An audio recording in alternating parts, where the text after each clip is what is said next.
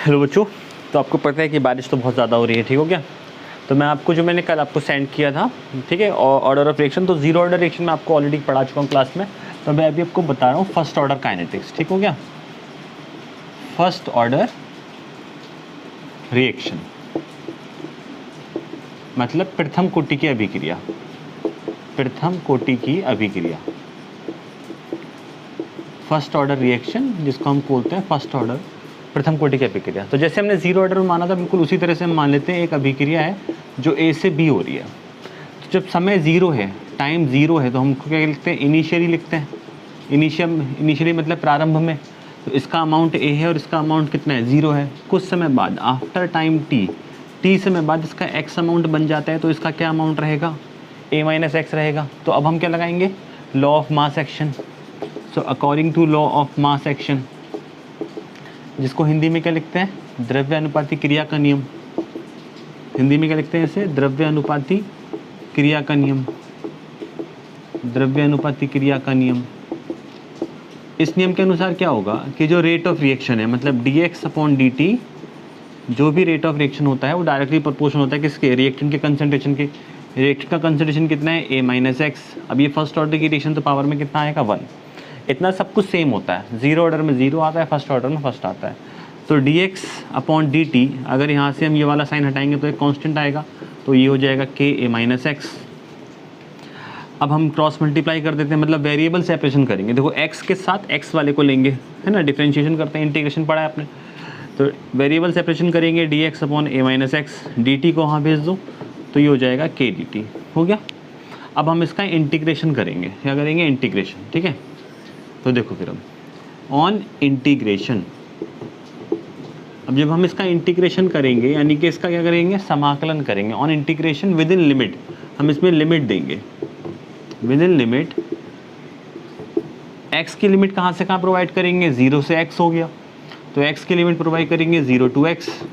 And time की limit क्या provide करेंगे, 0 से t टाइम हो गया, तो टाइम की लिमिट भी 0 से t प्रोवाइड कर देंगे, ठीक हो गया।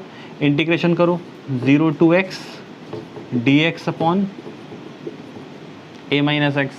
यहाँ पर इंटीग्रेशन करो, k कांस्टेंट है, 0 से t dt।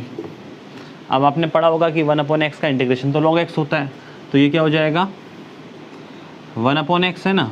तो ये क्योंकि अब एक बार डिफरेंशिएशन इंटीग्रेशन करते हैं, फिर दोबारा से डिफरेंशिएशन भी होता है, तो a का 0 और x का -1 आएगा, तो बेसिकली आ जाएगा माइनस का log e base a minus x equal to k dt का हो जाएगा। अब देखो यहाँ पे लिमिट भी लगानी है, तो 0 से x लिमिट लगा दो, dt का हो जाएगा t, लिमिट 0 से लेकर t। अब एक बार क्या करेंगे, अपर लिमिट रखेंगे और एक बार लोअर लिमिट रखेंगे, तो माइनस का log e।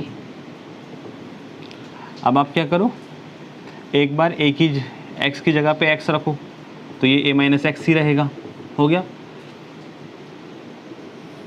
फिर लोअर लिमिट लगाओ, माइनस अपर, पहले देखो माइनस को मैंने बाहर कर दिया, x की जगह पे x रखा, अब x की जगह पे 0 रखो, तो ये हो जाएगा log a minus 0 equal to k t minus 0, ठीक है ना।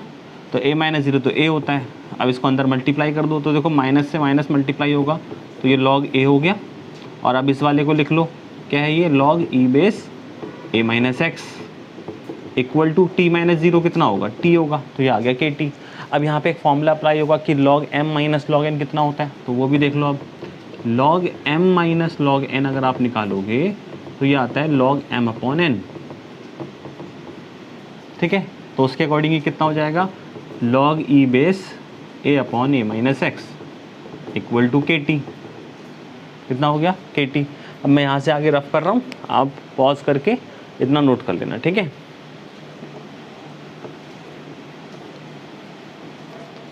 आपको पता है log e बेस को log 10 बेस में चेंज करने के लिए हम 2.303 से मल्टीप्लाई करते हैं, तो 2.303 log e बेस किस में चेंज हो गया, log 10 बेस में, a upon a minus x equal to k t, ठीक है।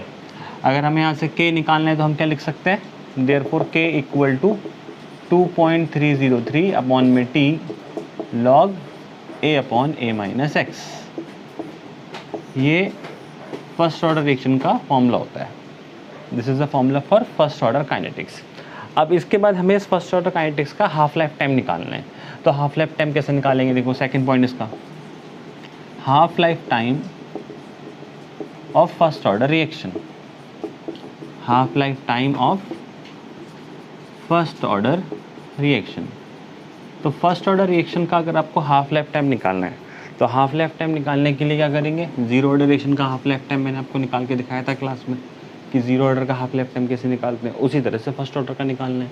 तो फर्स्ट ऑर्डर का हाफ लाइफ टाइम निकालने के लिए टी की जगह पे क्या कर दो? टी हाफ रख दो, और कंसनट्रेशन हाफ हो गया है ना। कंसनट्रेशन अगर हाफ हो गया है तो a माइनस एक्स की जगह पर a/2 कर दो। आफ्टर टाइम टी हमारा कंसनट्रेशन a माइनस एक्स बच रहा था, तो आफ्टर टाइम टी कंसनट्रेशन कितना बचेगा? हाफ बचेगा। ये वैल्यू यहाँ पे रखो तो k इक्वल टू कितना आएगा? 2.303, टी की जगह पर टी हाफ हो गया। लॉग, अब ये 10 बेस हो चुका है तो log 10 base a/a minus x की जगह पर a/2 आ गया। a से a कैंसिल होगा, 2 कहाँ चला जाएगा? ऊपर, तो ये हो जाएगा k is equal to 2.303 upon में टी हाफ। अब 2 ऊपर जाएगा तो ये कितना हो जाएगा? log 2। अब आपको पता होना चाहिए log 2 की वैल्यू कितनी होती है, तो log 2 की वैल्यू होती है 0.3010।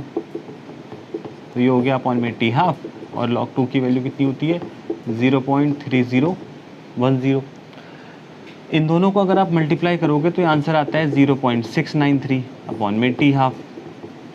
और टी हाफ को अगर हम यहाँ ले लें तो इसलिए टी हाफ इक्वल टू हो जाएगा 0.693 अपॉन के। ये होता है half life time formula of first order kinetics. ठीक हो गया? हाफ लाइफ टाइम क्या किसका होता है? ये फर्स्ट ऑर्डर काइनेटिक्स का होता है। अब हम इसमें एक चीज़ और देखते हैं कि अगर आपको निकालना है रेट ऑफ कंप्लीशन, ठीक हो गया? मान लो कि फर्स्ट ऑर्डर की रिएक्शन का आपको कंप्लीशन टाइम निकालना है कि कितने टाइम में जो रिएक्शन है वो कंप्लीट हो जाती है। अगर रेट ऑफ कंप्लीशन निकालना है तो इसका मतलब क्या हुआ? देखो फिर अब इसको पॉज करके ये वाला टाइम भी नोट कर लेना, ठीक है? हाफ लाइफ टाइम का फॉर्मूला बहुत इंपॉर्टेंट फॉर्मूला है हाफ लाइफ टाइम का। मैं न्यूमेरिकल आपको सेंड करूँगा, वो न्यूमेरिकल आपको इसकी हेल्प से सॉल्व करने होंगे। ठीक हो गया? फर्स्ट ऑर्डर की हेल्प से आप रेट कांस्टेंट निकालोगे, रेट कांस्टेंट को यहाँ रख के आप हाफ लाइफ निकालोगे। और बहुत ज़्यादा इंपॉर्टेंट है क्योंकि एग्जाम में हर बार इससे क्वेश्चन आता है। जैसे नस्ट इक्वेशन का क्वेश्चन हर बार आता है, उसी तरह से जीरो ऑर्डर और फर्स्ट ऑर्डर, मतलब फर्स्ट ऑर्डर बहुत ज़्यादा पूछा जाता है। अब हम देखते हैं कंप्लीशन टाइम। देखो, completion time of first order kinetics, completion time of first order kinetics मतलब प्रथम कोटि अभिक्रिया का समापन टाइम। कंप्लीट मतलब क्या होता है? समाप्त हो जाना। तो हमें समापन टाइम निकालना है, समापन समय निकालना है फर्स्ट ऑर्डर काइनेटिक्स का। तो होता क्या है? Because first order reaction is, first order reaction क्या होती है? फर्स्ट ऑर्डर की रिएक्शन होती है k इक्वल टू 2.303 अपॉन में T log 10 base a upon a minus x. हम क्या निकालने जा रहे हैं? हम कंप्लीशन टाइम निकालने जा रहे हैं। यानी कि जो सारा का सारा आपका एक तरह से कह सकते हैं जो प्रोडक्ट है वो सारा का सारा रिएक्टेंट बन चुका है। तो a माइनस एक्स क्या हुआ? a माइनस एक्स तो कुछ भी नहीं बचा, क्योंकि सारा का सारा देखो रिएक्शन क्या था? रिएक्शन ये था ना a टू b। हमने क्या कहा था? इनिशियली जब समय ज़ीरो है तो ये a है, ये ज़ीरो है। और अब हम ये बोल रहे हैं कि सारा का सारा प्रोडक्ट तो रिएक्टेंट में कन्वर्ट हो चुका है। तो मतलब अगर a यहाँ पहुँच गया तो प्रोडक्ट क्या बचा? प्रोडक्ट तो ज़ीरो बचा फिर।